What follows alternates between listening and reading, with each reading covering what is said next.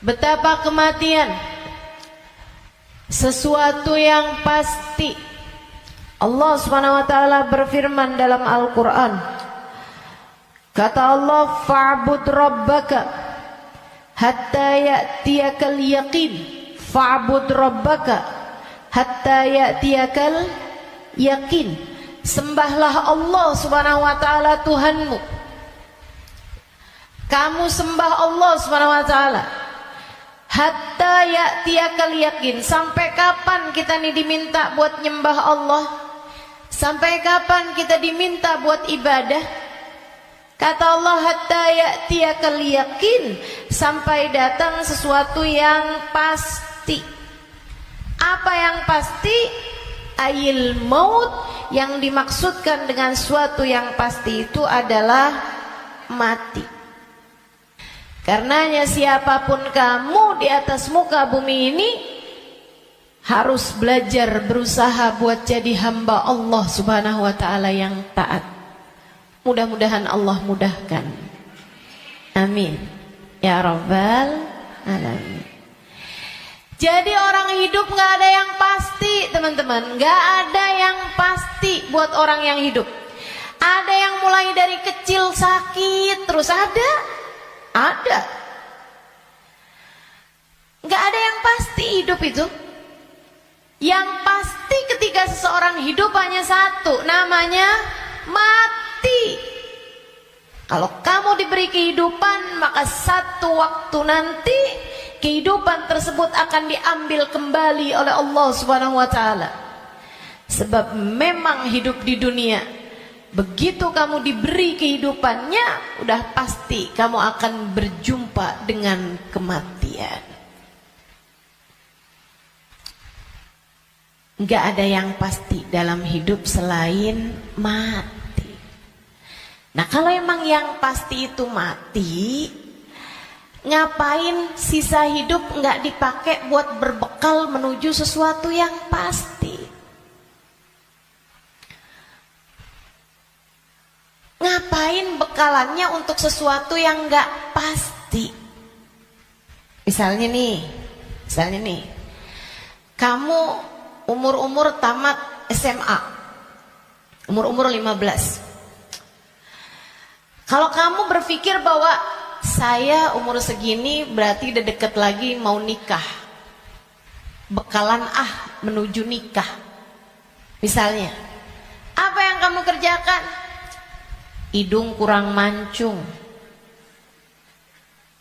mancungin alis kurang nyelirit, kurang bulan sabit, kamu sabitin alis kamu. Bibir kurang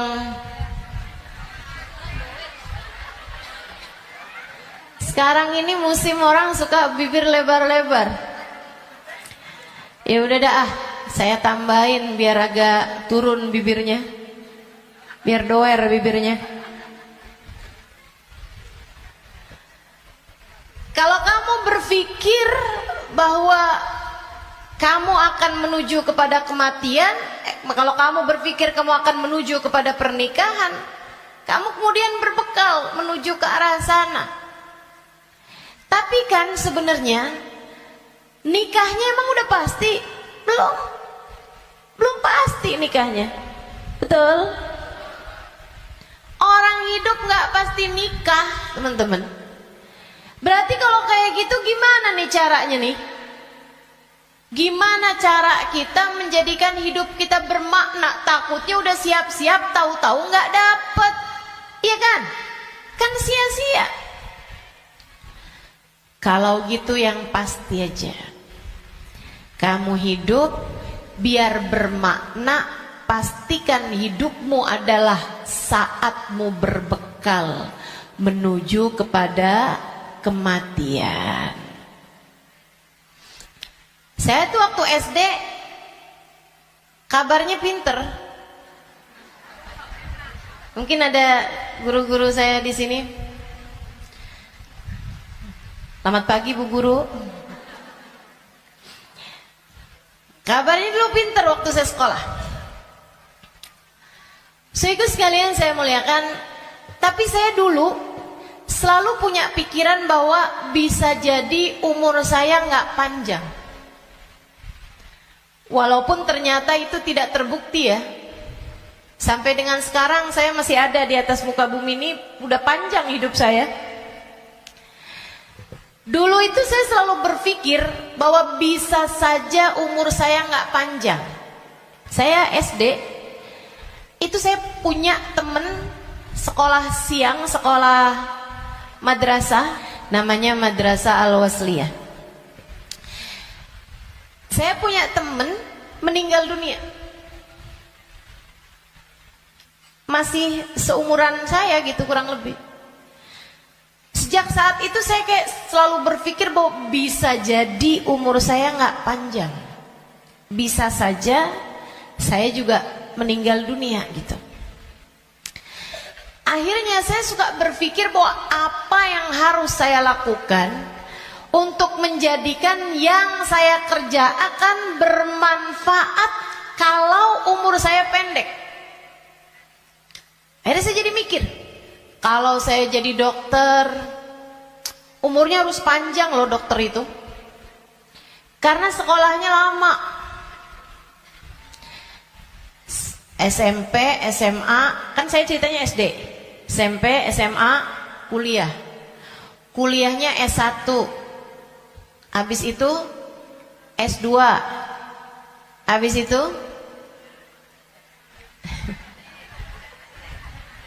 ST katanya. Buat jadi dokter spesialis itu kan mesti banyak sekolahnya. Apalagi kalau mau spesialis yang spesialis lagi gitu. Buat jadi dokter yang bagus. Artinya sekolahnya tuh panjang. Baru bisa jadi dokter yang hebat, dokter yang mumpuni di atas usia 30-an tahun, bahkan mungkin 40-an tahun. Habisnya itu dia praktek mengamalkan ilmunya. Berapa lama? Sampai ketika datang ajal menjemputnya. Manfaatnya ilmunya itu berapa lama? Untuk bisa dipraktekkan bermanfaat buat umat manusia gitu. Sampai dengan berapa lama? Sebentar aja berarti. Kita aja kalau udah dirawat sama dokter yang terlalu tua rada was-was. Betul nggak? Dokternya mau nulis resep, ambil kacamata dulu gitu kan. Terus nulisnya agak tangannya gemeteran. Takut kita. Ini kalau misalnya dia ngelihatnya salah-salah gitu kan. Atau dia mau nyuntik tangannya udah gemeteran, waduh udah kayaknya rada gimana gitu. Tapi kita sama dokter muda juga kita ragu-ragu. Betul gak? Coba tuh. Betapa ternyata mau jadi dokter aja itu umurnya cuman dari sekitar 40 sampai ke 50 atau 60 tahun dah gitu. Cuman segitu doang. Sisanya udah enggak tuh. Udah enggak maksimal. Saudaraku sekalian saya muliakan, saya jadi mikir gitu. Wah, kalau gitu enggak usah jadi dokter deh. Takutnya umur-umur 30-an tahun saya meninggal, saya enggak bekalan apa-apa nih. Apa ilmu, apa hal yang bisa membuat saya bisa nggak nyesel kalau saya mati muda? Itu yang saya pikirkan lagi zaman saya SD. Hingga akhirnya saya memutuskan untuk saya akan belajar di pondok pesantren. Biar saya kenal sama agama Allah. Biar saya ngerti caranya jadi hamba Allah. Biar saya kenal sama baginda pemimpin agama saya, baginda Nabi besar Muhammad. Biar saya bisa dekat dengannya. Hingga semoga begitu saya meninggal dunia, saya dapat berjumpa dan bertemu dengannya. Itu harapan saya. Akhirnya saya belajar di pondok-pondok pesantren, terus belajar. Saudaraku sekalian yang saya muliakan, alhamdulillah. Saya rasakan ilmu saya udah bermanfaat dari sejak usia 20 tahun. Saya udah mulai mengajar dari usia 20 tahun. Dan saya mengajarnya dalam bahasa Arab di kota Tarim, Hadramaut, Yaman. Saudaraku sekalian saya muliakan, pada akhirnya kehidupan mengajarkan kita bahwa jangan mau memperjuangkan sesuatu yang tidak kamu bawa mati. Begitu saya belajar lama, saya jadi ngerti bahwa ternyata bahkan bekalan menuju kematian itu bukan ilmu yang banyak, bukan. Akan tetapi hati yang tersambung dengan Allah penciptanya. Ruh.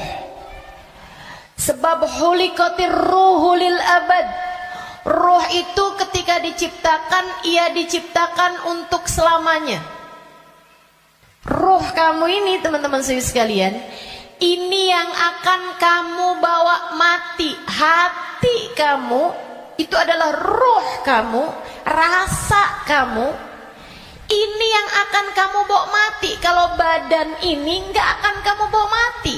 Begitu kamu mati, udah tuh nggak ada lagi urusan sama badan. Badan kamu bisa dimakan merayap-rayap tanah dan habis. Bibir kamu yang selalu kamu lipstikin,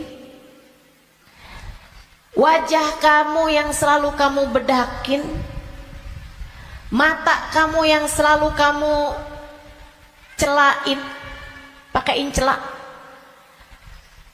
kuku-kuku kamu yang selalu kamu potong setiap kali ia memanjang, badan kamu yang selalu kamu rawat, kamu kasih makan, kamu bersihkan.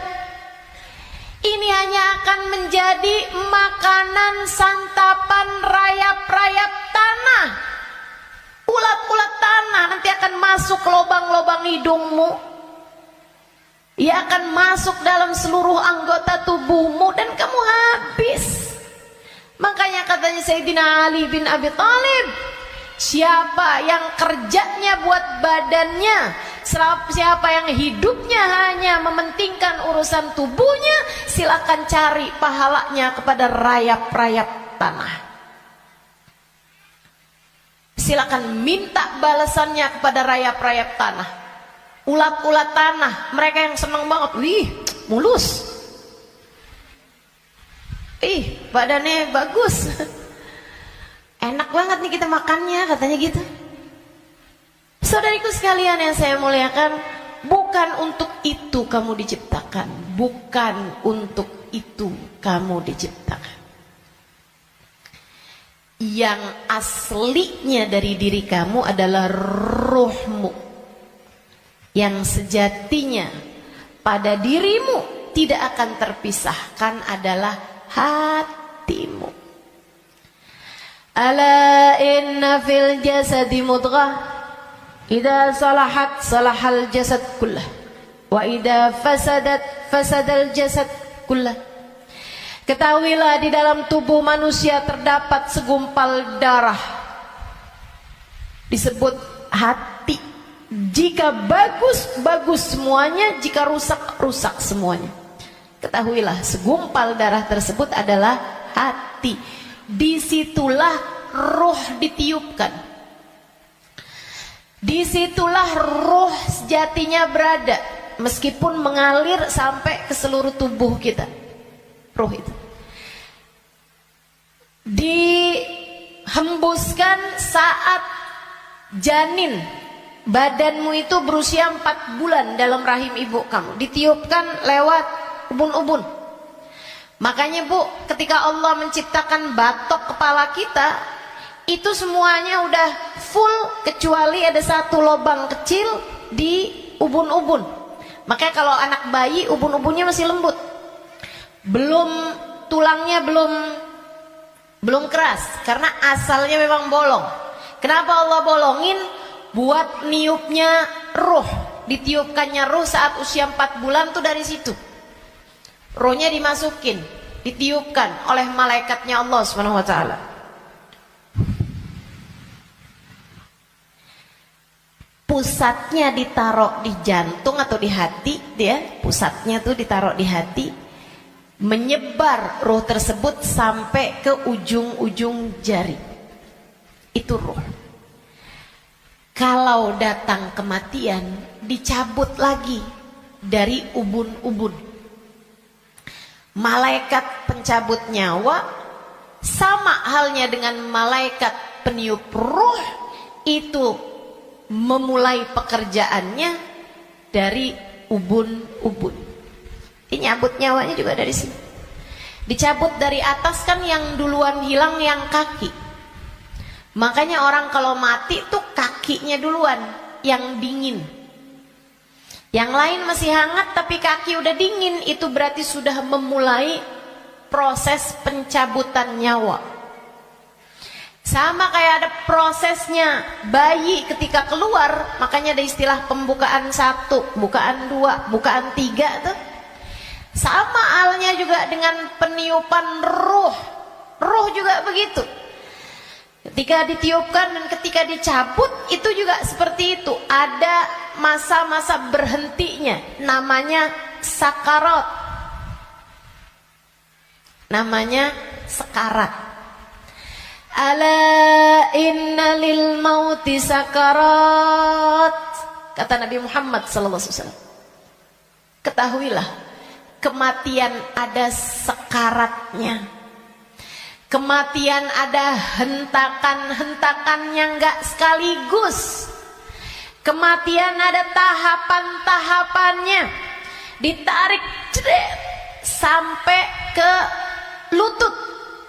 Jadi yang dingin duluan, yang gak ada ruhnya duluan kakinya. Tarik lagi sampai ke pusar. Pusar kita nih. Tarik lagi sampai ke ulu hati.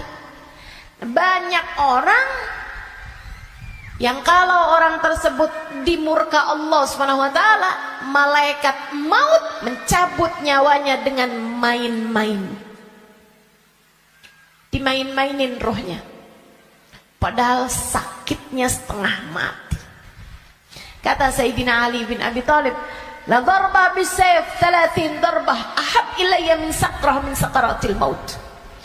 Badan saya dicacah-cacah pedang 30 kali cacahan pedang lebih saya sukai daripada 1 sakaratul maut. Sakit setengah mati. Buat orang yang suka main-main dalam hidupnya, ada banyak di antara mereka yang ketika ajal datang menjemputnya, malaikat maut memain-mainkan saat pencabutan nyawa. Sakitnya luar biasa. Tapi ada banyak juga hamba-hamba Allah yang hidupnya santun, yang hidupnya berakhlak pada Allah, nggak pernah main-main dalam hidupnya. Allah pun memudahkan saatnya sakaratul maut.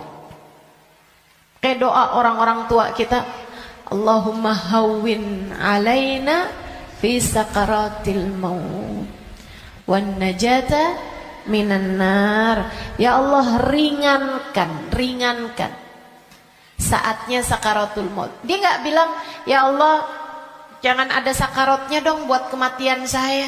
Nggak bisa gitu. Atau ya Allah jangan kasih saya sakit saat sakaratul maut. Nggak bisa gitu juga. Karena memang sakaratul maut itu sakit.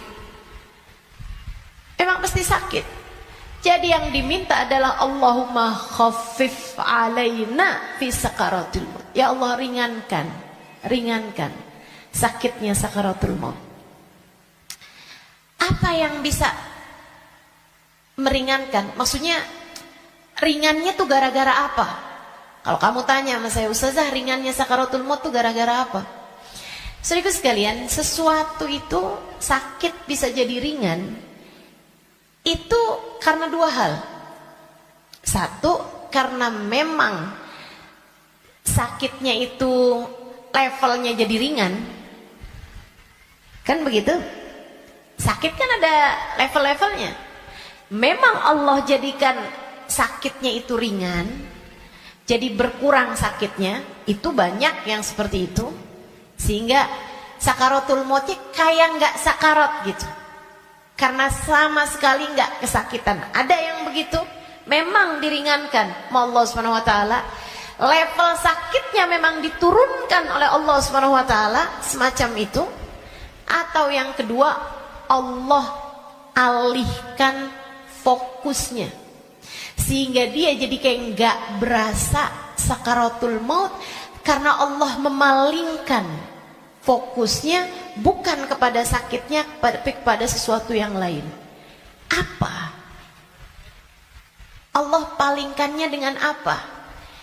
Yang paling indahnya, yang paling enaknya adalah dengan dihadirkannya baginda Nabi besar Muhammad sallallahu alaihi wasallam di saat sakaratul maut tersebut. Sakit, tapi enggak jadi terasa sakitnya sebab ia bisa lihat Nabi Muhammad. Sebab dihadirkan Nabi Muhammad untuknya.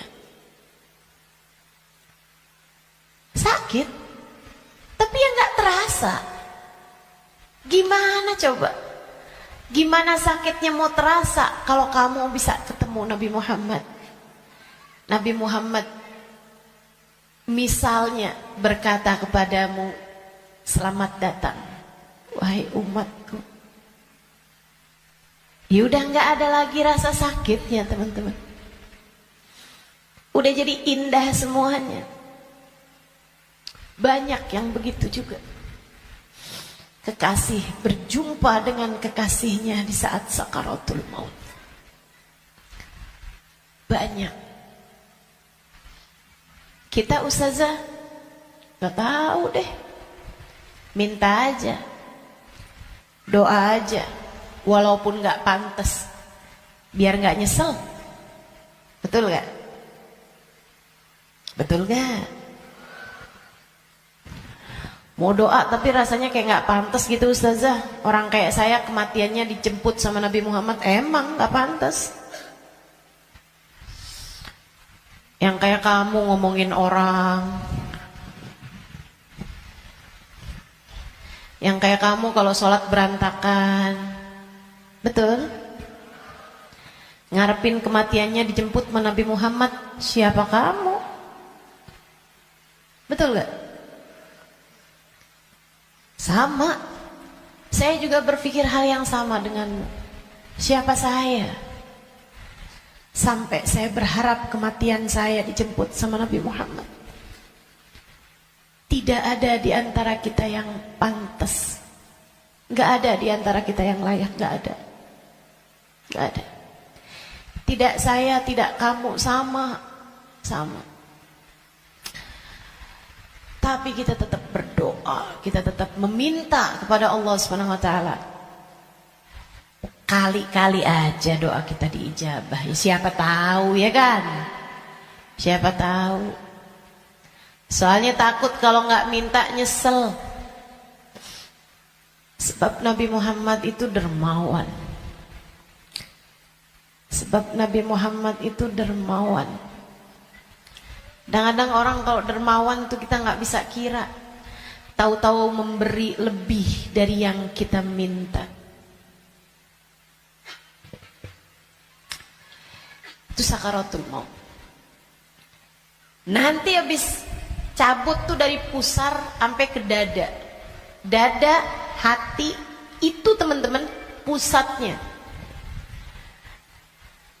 Allati tattali'u alal afidah. Sampai ketika roh tersebut nyampe di afidah, nyampe di dada, tempatnya hati kita itu, pusatnya. Makanya orang kalau ngerasa sakit hati pasti pegang dadanya gitu. Nggak ada yang pegang kepala, sakit hati saya, nggak ada. Apalagi pegang kaki, sakit hati saya. Dada pasti bilang, sakit hati saya gitu. Yang dipegang dada. Karena memang tempatnya ruh, pusatnya itu adanya di situ. Hati kita. Itu sakaratul maut paling sakitnya tuh di situ. Karena sumbernya tuh di situ. Baru kemudian dicabut lagi sampai ke ghargharah, sampai ke leher. Kau udah nyampe di ghargharah, hakikat kamu akan ditampakkan. Saat itulah kamu dibukakan langit, bisa lihat tempat balik kamu tuh surga atau neraka. Dan itu bisa terjadi tahun depan. Dan itu bisa terjadi bulan depan. Untukmu atau untukku.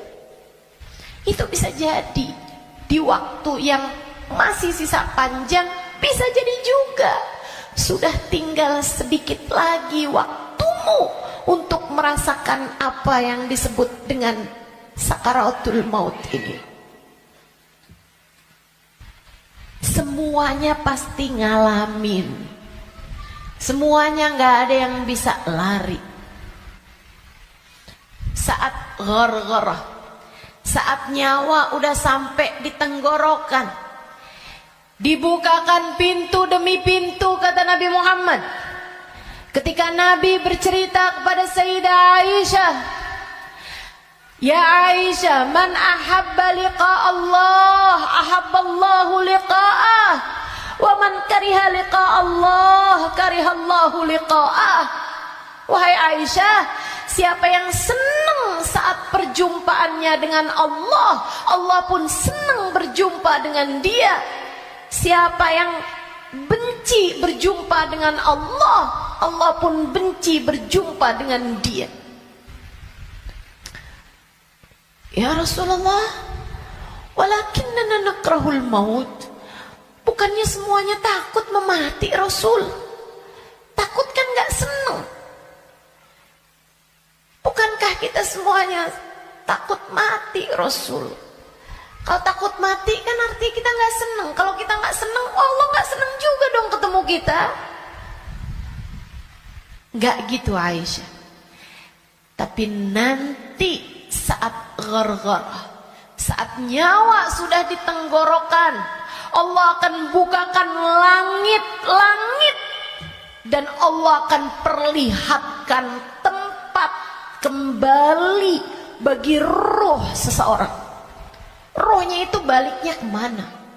Siapa yang ketika dibukakan langit-langit tahu tempat kembalinya adalah neraka, dia pun takut ketemu sama Allah, dia benci berjumpa dengan Allah. Allah pun benci berjumpa dengannya, walaupun dia bunuh diri sekalipun. Dia bunuh diri nih, pengen mati kan orang bunuh diri. Tapi begitu ruhnya sampai di tenggorokan, begitu dia lihat tempat kembalinya adalah neraka, dia pun takut, kepengen gak jadi bunuh diri. Dia pun pengen balik hidup lagi. Karena dia lihat ternyata tempat kembalinya adalah neraka yang sangat menakutkan. Dia benci berjumpa dengan Allah, Allah pun benci berjumpa dengannya. Sebaliknya, orang mukmin,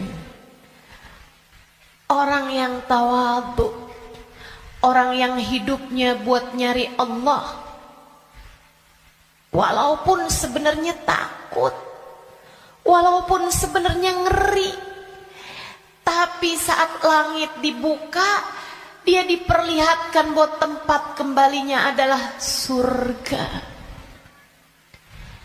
Dia pun rindu, dia pun ingin, dia pun cinta untuk berjumpa dengan Allah. Dia pun bahagia, dia sukacita berjumpa dengan Allah. Allah pun sukacita berjumpa dengannya. Allah pun suka untuk berjumpa dengannya. Nih, saat ghargharah ini Allah cerita dalam Al-Quran di surat Al-Mu'minun, hatta idza jaa ahadahumul maut qala rabbirji'un la'alli a'malu salihan fima taraktu kalla innaha kalimatun huwa qailuha wa min waraihim barzakhun ila yaumi yub'atsun. Shadaqallahul azim. Kata Allah, sampai ketika kematian datang kepada kalian, ketika ruh sampai di tenggorokan, dia akan berkata, Rabbirji'un, balikin saya lagi ya Allah, balikin saya lagi ya Allah. Setahun, biarkan saya tinggal lagi di dunia setahun ya Allah. Nggak boleh sebulan ya Allah, nggak boleh seminggu ya Allah. Minggu depan deh ya Allah, matinya minggu depan aja. Gak boleh minggu depan, sehari ya Allah. Besok mati gak apa-apa, jangan sekarang.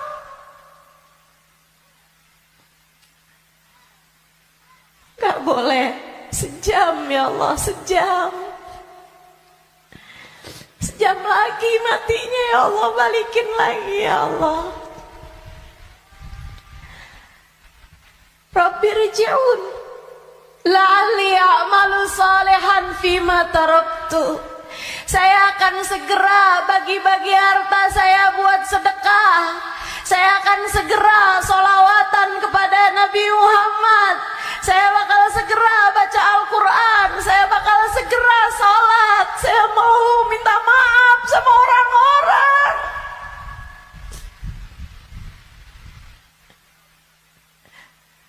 Saya mau minta maaf sama orang-orang. Sisakan untuk waktu walaupun 1 jam. La'alli a'malu salihan fima taraktu. Aku akan mengerjakan kebaikan yang selama ini saya tinggalkan.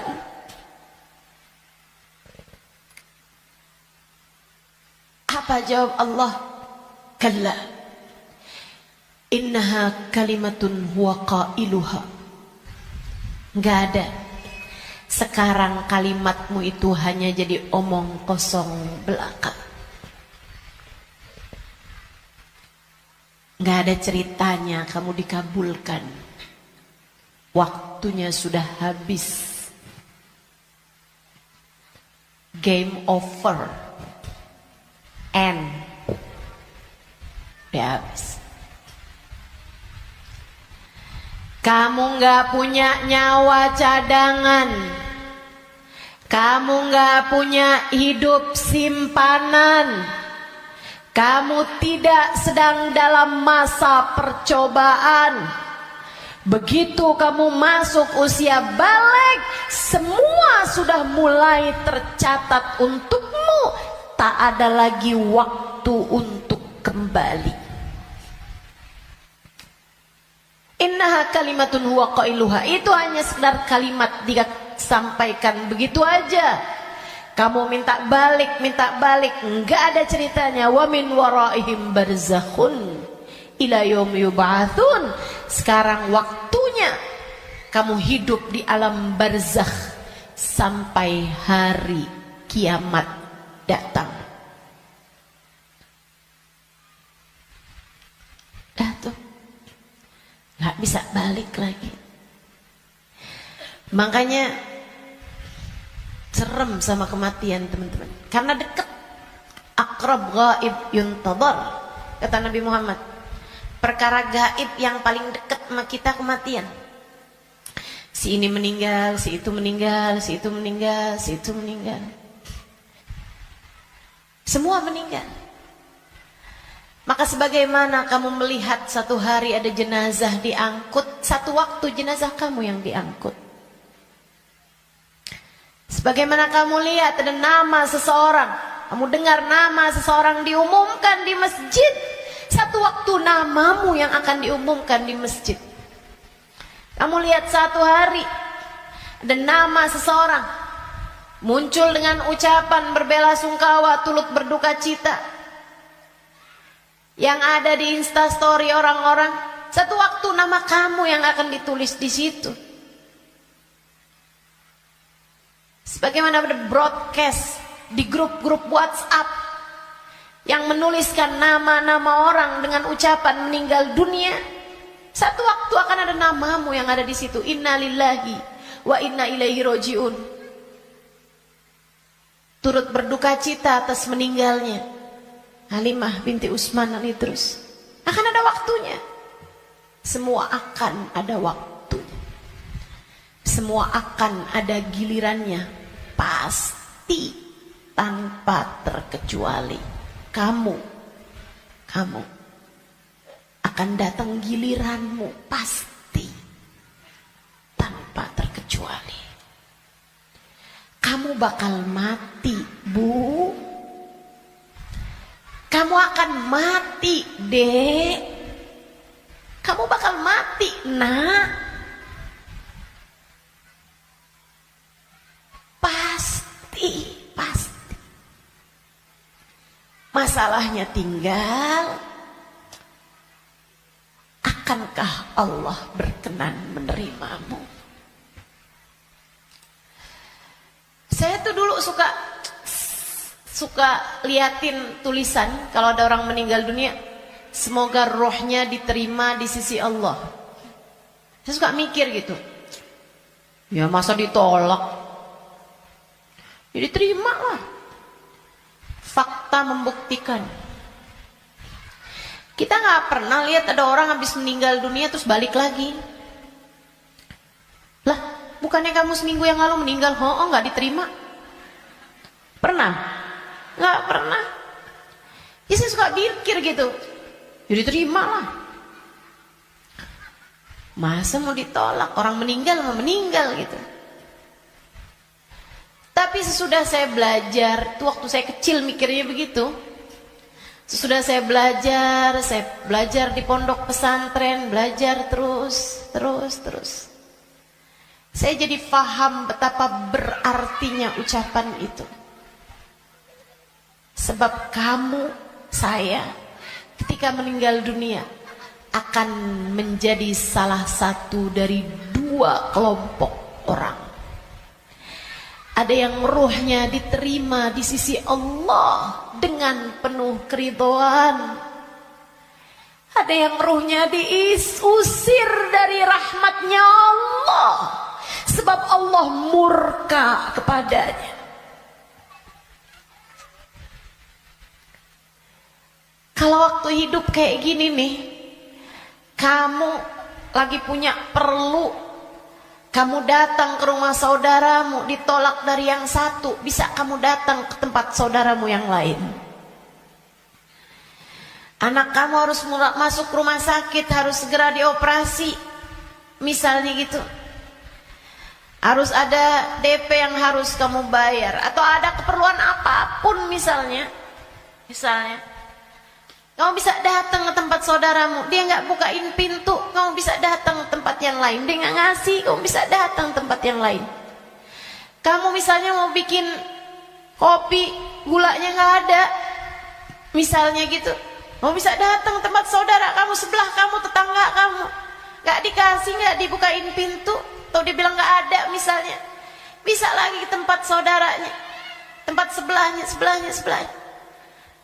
Orang hidup ini andai ditolak dari yang satu, kita masih punya pilihan tempat yang lain. Seapa-apanya masih ada pilihan tempat yang lain. Tapi kalau kamu meninggal dunia, kamu hanya akan menjadi wa inna ilaihi raji'un, hanya akan kembali kepada Allah Subhanahu wa taala.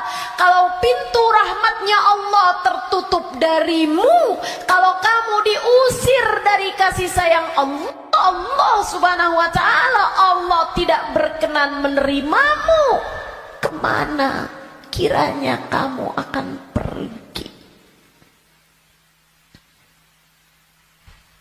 terusir dari pintu rahmatnya Allah, kamu mau kemana? Bu, Kak, Dek, Nak, saya sampaikan ini dengan sungguh-sungguh. Jangan pernah mau main-main dalam hidupmu. Jangan main-main sama hidup. Sebab selama kamu hidup, kematian masih akan membayangi.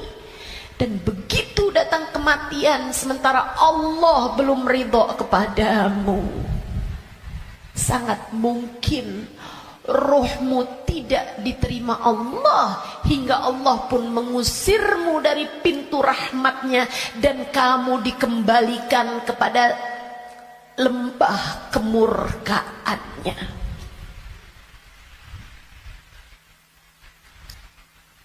Dimurka Allah subhanahu wa ta'ala. Dimurka Allah subhanahu wa ta'ala. Nggak enak. Kita tuh dibenci sama suami kita aja rasanya nggak enak. Kita dibenci sama saudara kita aja setengah mati, nggak enak rasanya. Bukan begitu?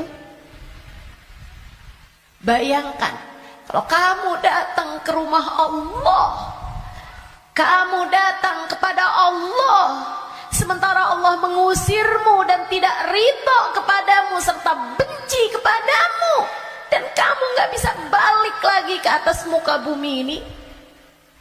Kayak apa rasanya? Dalam keabadian kamu dimurka, dalam keabadian kamu dibenci, dalam keabadian kamu tersiksa.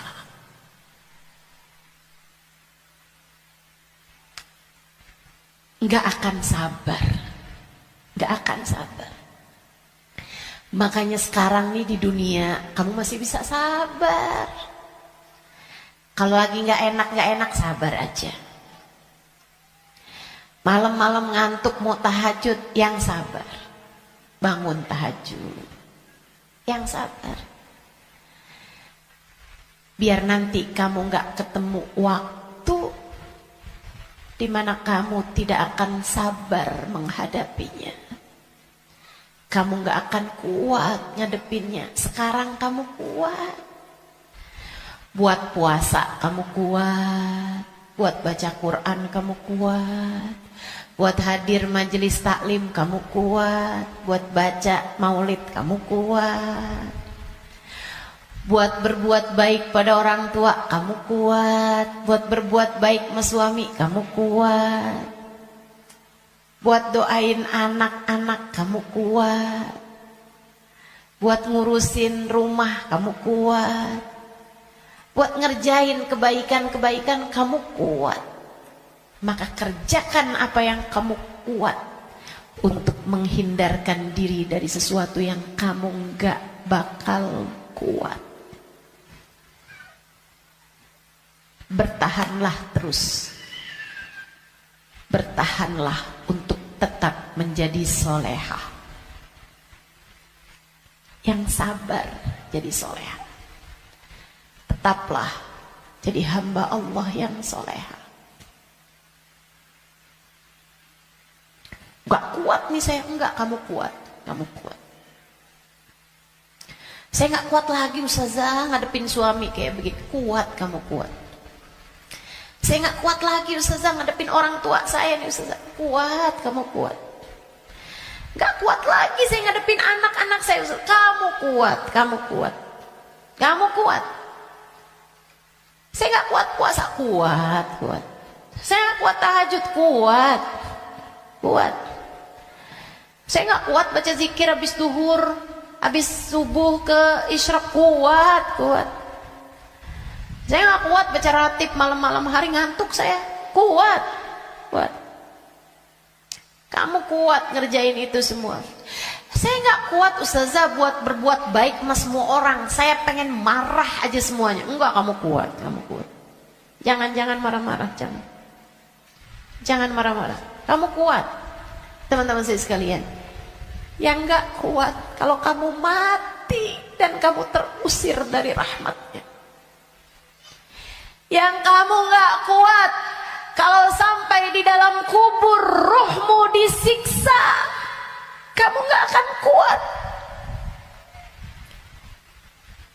Yang gak kuat kalau kamu datang malaikat yang menanyai dalam kuburan dan kamu gak bisa jawabnya, hingga kemudian malaikat tersebut mulai menyiksamu, kamu gak akan kuat. Sisanya di dunia ini kamu kuat, kamu kuat. Saya dijahatin terus sama tetangga saya gak kuat lagi, kamu kuat.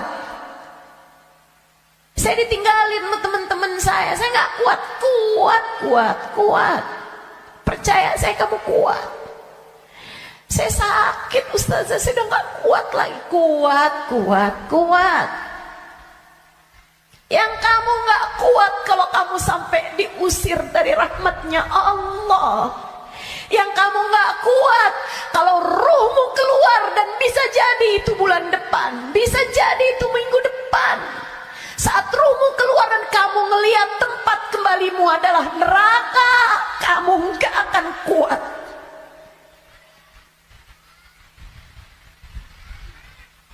Gak akan kuat.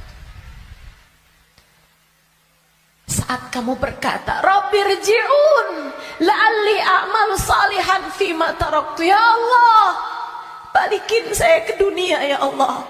Balikin saya, kasih saya hidup lagi ya Allah. Itu yang kamu gak akan kuat. Sekarang di dunia semuanya kamu kuat jalaninnya. Kuat. Kamu mampu.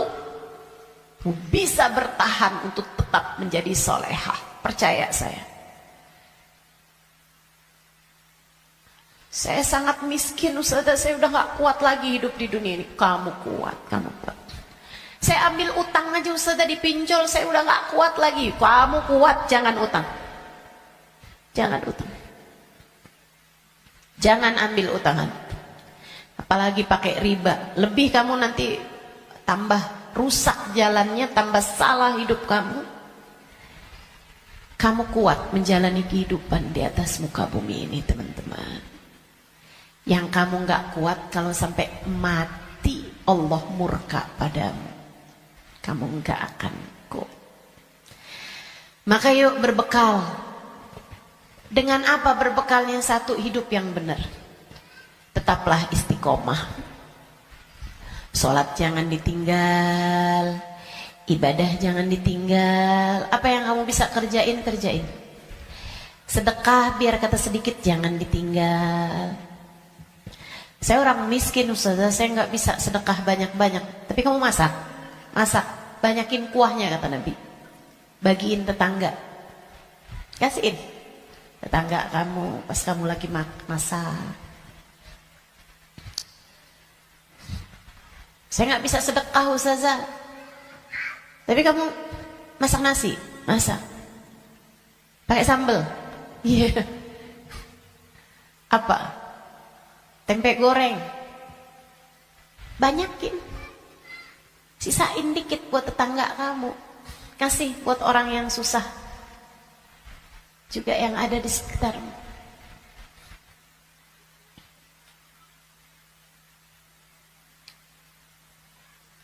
Itu pesan Nabi kita Muhammad SAW. Berbuat baik. Saya nggak bisa ustazah, saya nggak ada sesuatu yang bisa saya sedekahkan. Senyum, bisa bukan? Kamu punya bibir? Ya punya sih ustazah. Ya udah senyum aja kalau gitu. Ketemu orang, bisa nyenengin orang. Apa kabar? Sehat? Atau saat kamu bangun di waktu malam, kamu angkat tanganmu, kemudian kamu bilang, ya Allah, sayangi tetangga-tetangga saya ya Allah, sayangi teman-teman saya ya Allah, ampuni dosa-dosa mereka ya Allah, orang di kampung saya ya Allah, ampuni dosa-dosanya ya Allah. Sedekah kamu buat mereka, kebaikan kamu buat mereka. Berbuat baik semampu yang kamu bisa, sebisa yang kamu mampu. Apaan aja. Bahkan sekedar kalimat pujian buat suami kamu, Alhamdulillah kamu sehat, saya senang kalau kamu udah sehat. Kata-kata yang enak gitu. Jangan sakit lagi ya, saya kesian kalau lihat kamu sakit. Saya sayang sama kamu.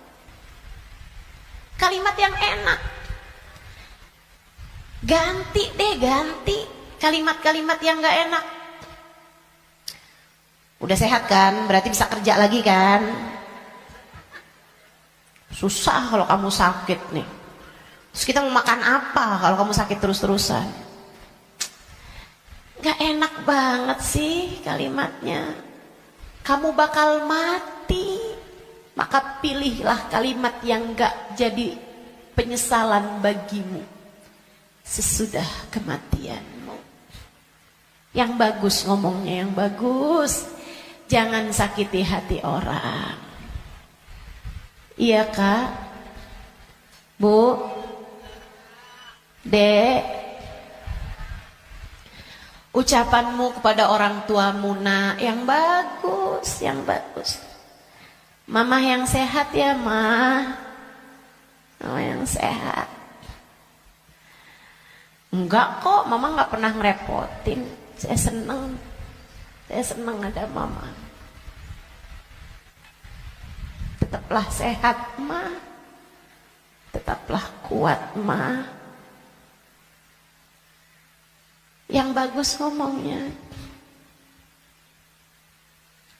Nanti nyesel kalau kamu yang pergi atau mamahmu yang pergi.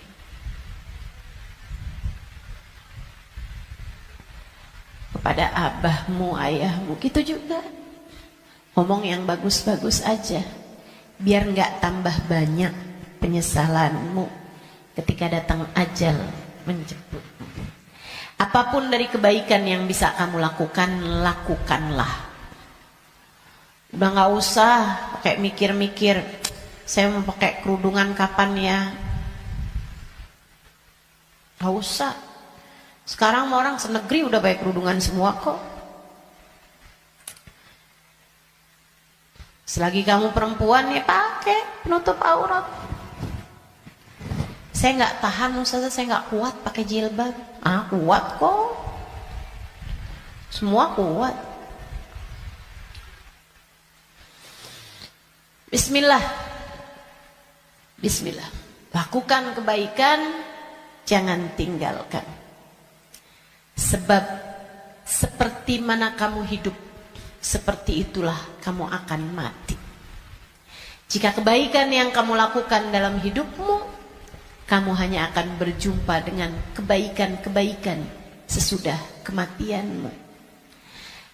Kebaikan kamu lakukan karena Allah, Allah akan membalasmu dengan kebaikan-kebaikan dari sisinya. Dan itu akan sangat menyenangkan. Kama ta'ish tamut. Sebagaimana kamu hidup, seperti itu pula lah kamu akan mati. Maka tetaplah istiqomah di jalan Allah. Itu bekal utama. Bekal keduanya, selalulah berdoa, selalulah meminta kepada Allah agar dikaruniai husnul khatimah. Sering-sering minta, ya muqallibal qulub, tsabbit qalbi ala dinik.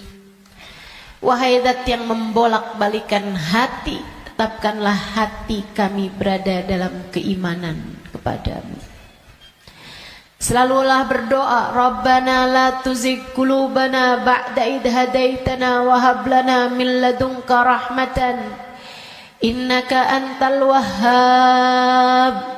Ya Allah, jangan pernah kau cabut hidayah iman yang telah kau anugerahkan kepadaku. Anugerahkanlah pula untuk kami rahmatmu. Sesungguhnya engkau adalah zat yang maha memberi. Selalulah berdoa, ya Allah biha, ya Allah biha, ya Allah bihusnil khatimah. Ya Allah biha, ya Allah biha, Ya Allah bi husnil khatimah. Ya Allah, aku mohon padamu, ya Allah, aku minta padamu husnul khatimah, ya Allah. Akhir kehidupan yang baik. Kematian dengan membawa iman, kematian sedangkan kau berkenan menerima kami, ya Allah. Terus doa, terus minta sama Allah. Sebab la yarudul qada illa doa. Tidak ada yang dapat menolak takdir buruk selain doa. Doa terus, doa terus, doa terus. Kalau ada waktunya doa tuh, kayak lagi majelis, kemudian silahkan berdoa, silahkan sampaikan hajatmu. Habis sholat, jangan dulu langsung bangun, sebelum kamu berzikir kemudian berdoa, kan begitu.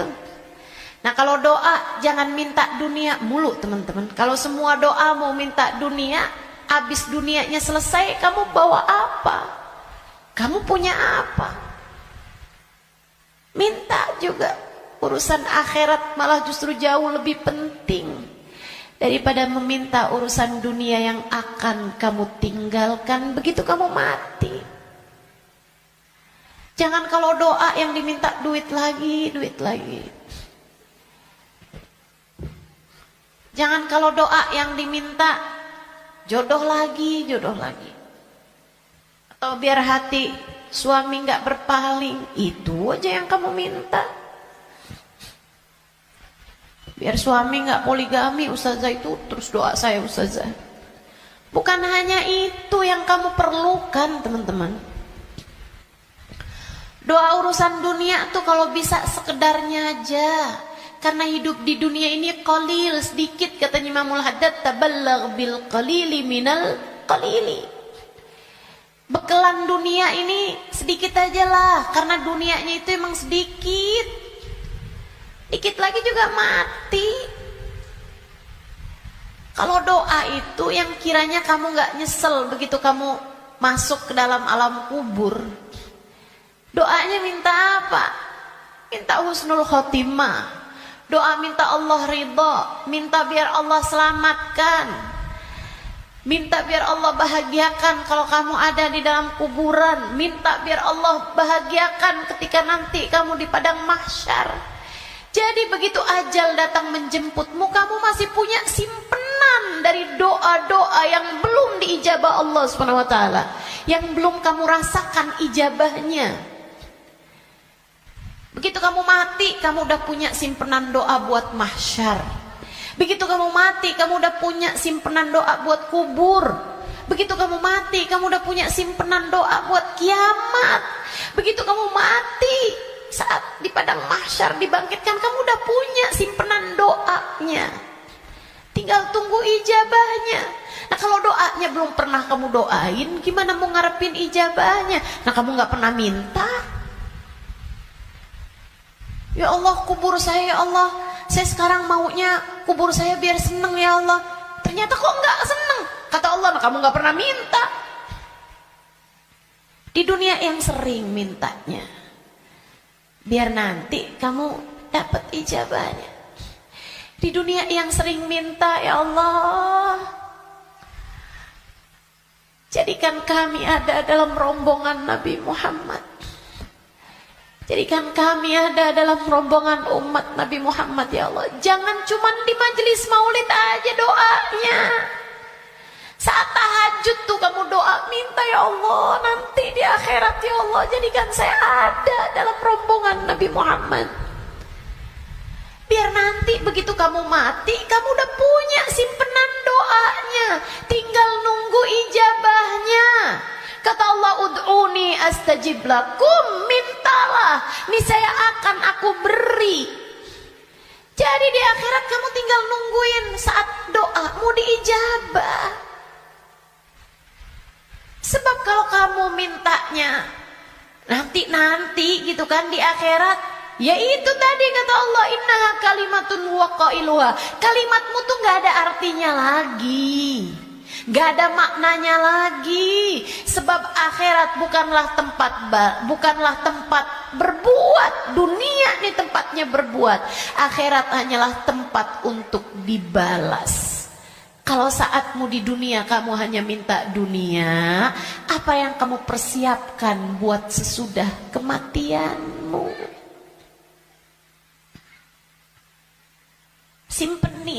Simpenin doa-doa yang banyak buat akhirat, karena akhirat itu jauh lebih panjang, jauh lebih penting, jauh lebih berarti, jauh lebih bermakna. Dunia ini hanya sebentar, teman-teman. Jangan sampai nyesel. Jangan sampai nyesel. Doa. Doa tidak pernah hanya sekedar. Itu adalah semua yang kamu perlukan. Kita semua perlu doa. Semua perlu doa. Makanya banyak-banyak doa. Minta sama Allah agar kehidupan kamu sesudah kematian menjadi kehidupan yang menyenangkan. Amin ya rabbal. Satu tadi istiqomah taat, bekal menuju kematian ya. Yang kedua tadi apa? Doa. Yang ketiga, teman-teman saudaraku sekalian, bekal menuju kematian itu ampunan dari Allah Subhanahu wa taala. Itu bisa kamu dapat dengan memohon ampunan, beristighfar dan bertaubat, meninggalkan dosa-dosa. Kamu mau berbekal menuju kematianmu, tinggalin dosa. Tinggalin dosa. Tinggalin dosa. Udah deh, ucapkan selamat tinggal buat dosa-dosa. Adik-adik yang sudah umur 20-an tahun, belum datang jodoh, Ustazah saya pacaran ya. Jangan. Kenapa Ustazah? Dosa. Tinggalin dosa. Kamu belum tentu punya waktunya buat taubat. Kamu belum tentu sisa waktumu itu mencukupi untuk kamu bertaubat. Nggak usah deket-deket sama dosa. Ya Ustazah, kalau nggak pacaran kita nggak nikah Ustazah. Siapa bilang? Banyak kok orang-orang nikah nggak pakai pacaran. Dan banyak juga orang pacarannya sama siapa, nikahnya sama siapa. Betul? Betul? Ngapain kamu menghabiskan energi, menghabiskan rasa hanya untuk menjaga jodoh orang? Ngapain? Udah jauh lebih aman kamu gak usah jagain jodoh orang. Kamu jagain hidup kamu sendiri. Sebab yang akan mendapatkan balasannya adalah dirimu sendiri. Dek, Nabi Muhammad tuh seneng sama pemuda-pemuda yang taat. Lebih daripada senengnya Nabi Muhammad sama orang-orang tua yang taat. Jadi kamu gak usah nunggu tua buat taat. Kamu gak usah nunggu tua buat deket sama Nabi Muhammad. Justru di saat kamu masih muda, andai pun kamu nanti sampai tua, justru di saat muda nih, kesempatan kamu buat deket sama Nabi Muhammad. Sebab Nabi senang sama pemuda-pemudi yang hidup dalam menjalani taat kepada Allah Subhanahu wa taala. Dijanjiin barengan sama Nabi Muhammad. Dijanjiin ada dalam naungan di bawah arasnya Allah. Di saat tidak ada naungan kecuali naungan Allah. Syab nasya fi taatillah. Pemuda, pemudi, laki-laki, perempuan, muda yang hidup dalam taat pada Allah Subhanahu wa taala. Kamu umur masih 17 tahun tapi sudah istiqomah tahajud. Nabi cinta padamu. Kamu umur masih 17-18 tahun, akan tetapi kamu istiqomah baca Al-Quran. Nabi cinta padamu. Umur masih belasan tahun, Tapi kamu udah punya zikiran yang kamu istiqomahkan baca. Kamu udah punya solawatan yang kamu istiqomahkan baca. Kamu bahkan nyaris hafal kitab-kitab maulid yang berisi sejarah hidupnya Nabi Muhammad. Fix, kamu pantas dicinta sama Nabi Muhammad.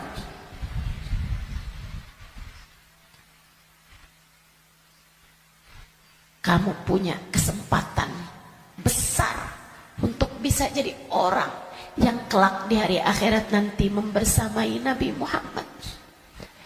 Tinggalin dosa, dek, tinggalin dosa. Gak ada pentingnya. Kamu gak akan seneng nantinya sama dosa itu. Kelihatannya kayak bagus tapi bikin sumpek. Kelihatannya kayak enak tapi bikin hati gelap. Kelihatannya kayak membahagiakan, padahal itu hanya akan menyusahkan hidupmu saja. Tinggalin dosa. Semua yang ada di sini, yang tua, yang muda, tinggalin dosa, tinggalin dosa. Itu cara kamu biar bisa berbekal menuju kematian yang indah.